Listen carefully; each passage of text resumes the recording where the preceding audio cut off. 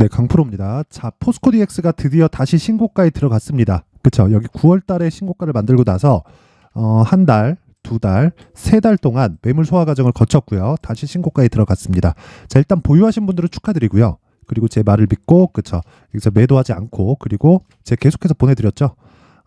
가격, 그리고 단기 보유 전략, 그쵸? 이 내용으로 지금까지 수익을 보신 분들 정말 축하드립니다. 자, 그리고 제가 계속해서 이야기를 드렸습니다. 포스코 DX는 비싼 주식입니다. 비싸요. 비쌉니다. 근데 더 갑니다.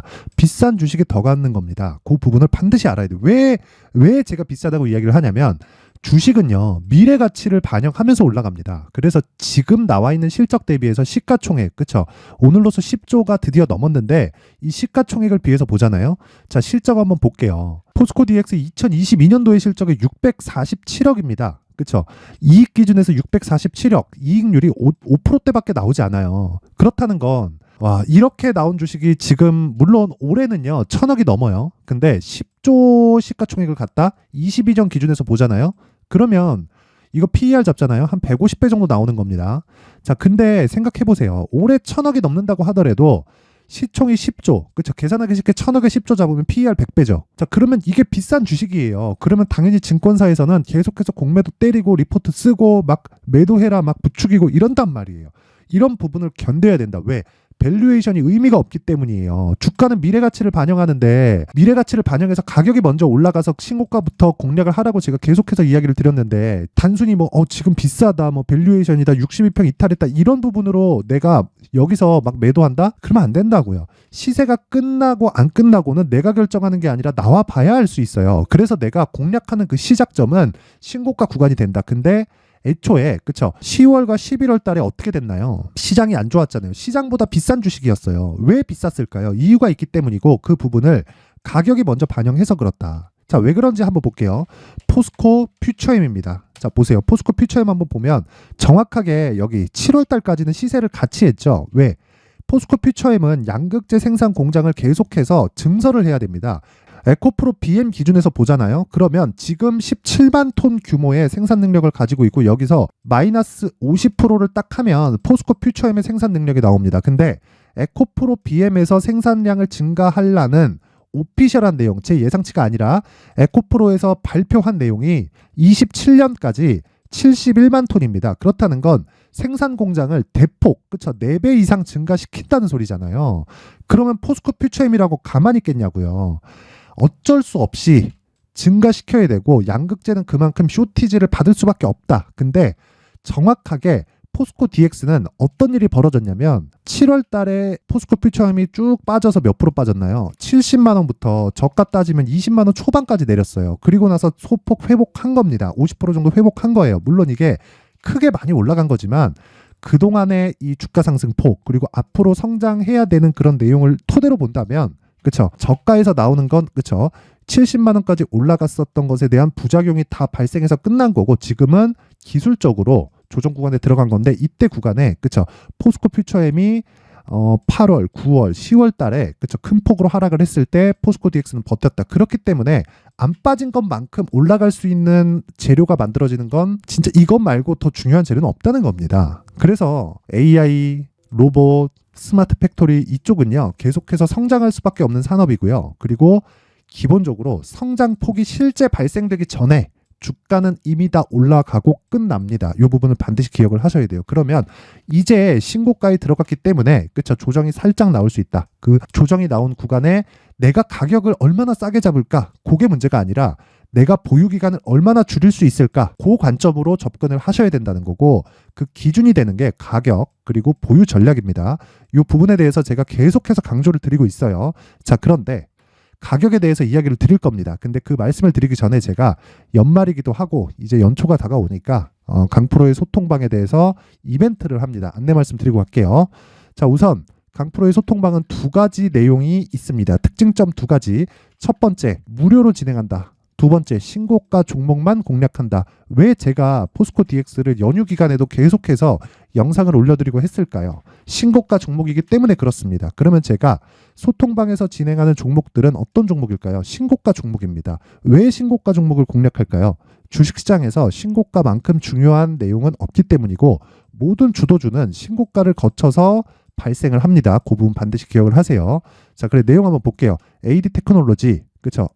12월 26일 오늘입니다. AD 테크놀로지 레비 코퍼레이션 8시 53분, 8시 55분 이렇게 진행이 됐습니다. 장 시작 전에 나갔어요. 왜 이렇게 진행을 했을까요? 신고가이기 때문에 그렇다. 이미 돌아올 수 없는 강을 건넜기 때문에. 그렇죠? 어떻게 진행됐는지 한번 볼게요. AD 테크. 자, 내용 봅니다. 자, 오늘 여기 밑에 7% 강세를 보였죠. 그렇죠? 7% 강세를 보였는데 장중 고가가 13%까지 올라갔습니다. 그렇죠? 스윙으로 진행을 하고 어떤 종목이든 내가 막 단타로 하겠다. 좋아요. 근데 손절을 감당을 해야 된다. 근데 손절을 감당하지 않으려면 두 가지 내용이 필요합니다. 신고가 공략할 것, 그리고 스윙으로 볼 것. 대신에 스윙으로 보기 위해서는 싼 주식을 사지 말자. 싸 보이는 주식을 절대 사지 말자. 손도 대지 말자. 그쵸? 와, 이거 사도 되는 건가? 이런 종목에 대해서 집중해야 되고 그 종목은 모두 다 신고가 종목입니다. 그리고 주가 대비해서 실적이 안 좋은 종목들이 대부분이에요. 그래서 내가 뭐 3프로TV도 그렇고 여기저기서 계속 얘기하죠. 뭐라 그래요? 실적 좋은 거, 결과적으로 실적을 따라가게 돼 있다. 맞아요. 주가는 결과적으로 실적을 따라가게 되어 있습니다. 그게 산업이 안착이 되고 안정기에 접어들고 그렇죠. 저성장 국면으로 들어가잖아요. 그러면 실적 대비해서 주가가 쌉니다. 그럴 수밖에 없어요. 주가는 성장하는 주식만이 상승폭을 미리 반영하면서 주가가 폭등하는 게 일반적인 내용이고 그게 당연한 겁니다. 그게 미국 시장도 마찬가지고 예를 들어서 봐봐요.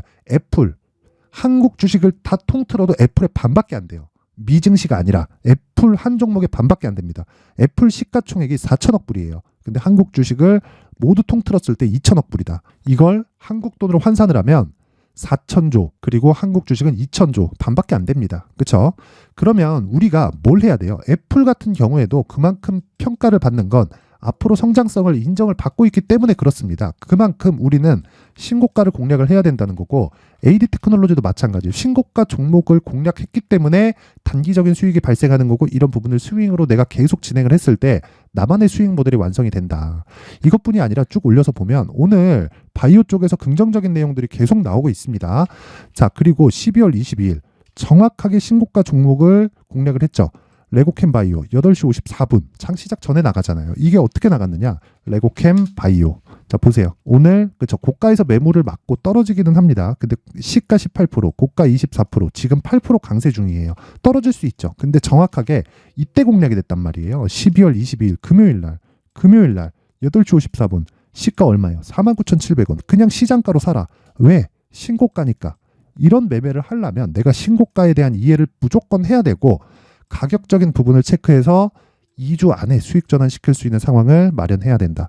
주식 고가 정확하게 잡을 수 없어요. 저가 마찬가지 정확하게 잡을 수 없어요. 근데 저가 버리고요. 고가 버렸을 때 몸통만 먹더라도 단기적으로 수익은 20%, 30%, 40% 이렇게 나올 수 있습니다. 근데 내가 하는 종목마다 그렇게 터지진 않아요. 근데 거기서 내가 어떤 식으로 위험 관리를 하고 그렇죠. 그런 부분을 소통방에서 진행하고 있고 레고캠 바이오 같은 경우에도 이런 내용입니다. 보세요. 레고캠 바이오 얀센의 ADC 후보 물질 2.2조 원 규모의 기술 수출. 그렇죠. 이게 오늘 9시 21분에 나온 기사입니다. 근데 왜 애초에 그렇죠. 10월 11월 시장이 좋지 않는데도 불구하고 신고가를 갈까요? 이런 상황이 왜 벌어질까요? 주식시장에서는 가격이 먼저 반영하기 때문에 그렇습니다.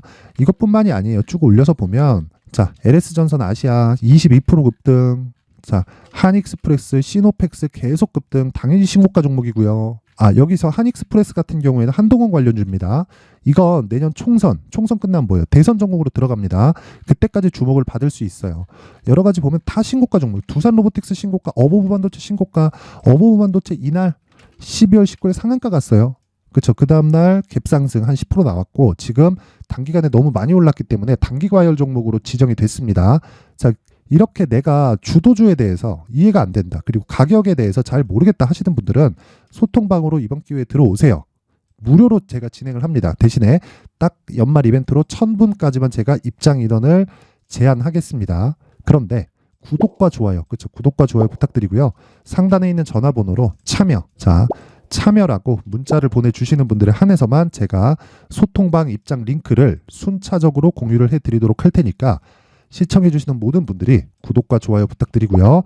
제가 이 링크를 보내드릴 수 있게 참여라고 상단의 번호로 문자를 보내주시면 됩니다. 자, 그리고 연말 이벤트 하나 더. 제가 계속해서 신고가에 대해서 강조를 드렸죠. 그래서 신고가 검색기 그리고 수익 모델 이 두 가지 내용을 함께 공유를 해드리도록 하겠습니다. 신고가 검색기로 종목 찾아서 수익 모델로 그쵸, 나만의 매매 방법을 찾자.